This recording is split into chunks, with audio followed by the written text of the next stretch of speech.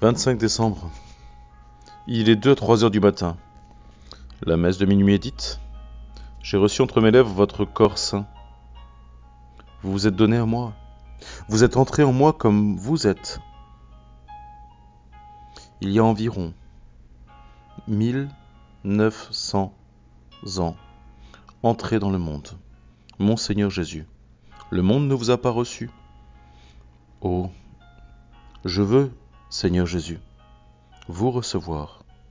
Mais hélas, avec tous mes désirs, qu'ai-je à vous offrir?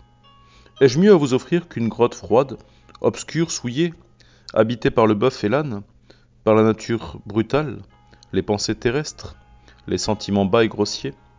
Hélas, mon Dieu, je le reconnais. C'est là la triste hospitalité que je vous offre. Pardon, pardon, pardon. Pardon d'avoir si peu travaillé à l'aide des grâces sans nombre que vous m'avez données pour faire de cette grotte de mon âme, où je savais que vous devriez entrer, une demeure moins indigne de vous, une demeure chaude, claire, propre, ornée de votre pensée. Mais ce que je n'ai pas fait, faites-le, Seigneur Jésus. Illuminez cette grotte de mon âme, ô divin soleil, réchauffez-la, purifiez-la, vous êtes en elle, transformez-la par vos rayons. Obtenez-moi cette grâce, ô mon Père et ma Mère, ô Sainte Vierge et Saint Joseph. Que faites-vous en ce moment tous deux? Vous adorez recueillis, silencieux? Vous vous perdez dans une contemplation sans fin, couvrant, baisant du regard celui que vous avez depuis quelque instant adoré caché? Comme vous le regardez, que d'amour, que d'adoration dans vos yeux et dans vos cœurs.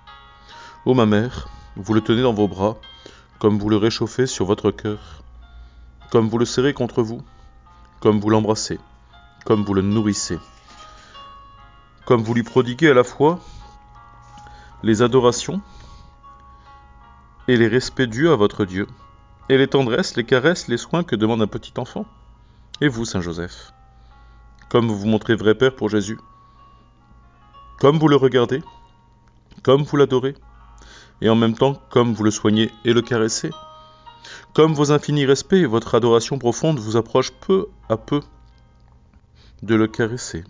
Au contraire, vous sentez que ce divin enfant ne doit pas être plus dépourvu de caresses, de tendresse, que ne le sont les enfants ordinaires. Il doit plutôt en recevoir 1000 fois plus qu'aucun autre. Aussi, vous l'en comblez tous deux, ô saints parents. Votre nuit est désormais toute notre vie sans partager en deux occupations.